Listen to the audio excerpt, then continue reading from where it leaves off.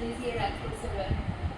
એક ઇન્ટરનેશનલ એક એવી સંસ્થા છે કે જે પોતે વ્યક્તિગત વિકાસ માટે કામ કરી રહી છે અને 18 થી 40 વર્ષના યુવાન અને યુવતીઓને કે ભાઈ મોટિવેશન કરે છે કે એ લોકોને પાર્લામેન્ટરી પ્રોસેસ જે રીતે હોય છે એ જ રીતે અમારે ઓથ લેવાની, પ્રેસિડેન્ટ હોય, એની સેક્રેટરી હોય, પછી 5 વીપીસ હોય, ટ્રેઝરર હોય, ડાયરેક્ટર હોય, એવી આખી કમિટી બને છે અને એ બધા યુવક અને યુવતી આમાં જોડાય અને આ પોસ્ટ લે અને પોસ્ટ વાઇઝ બધા કામ કરતા હોય છે.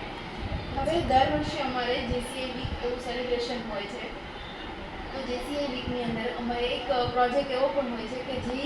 વુમન એમ્પાવરમેન્ટ, જે વુમન્સ છે એ પોતાના જાતે આગળ આવી અને કંઈક સમાજની અંદર પોતે પોસ્ટ લીધી છે એનું અમે ઇન્ટરવ્યૂઝ લઈએ છીએ. તો આજે અમે તમારું બહુ બધું સાંભળેલું છે કે ભાઈ ખરેખર આટલા આગળ આવ્યા છે, તમારો જે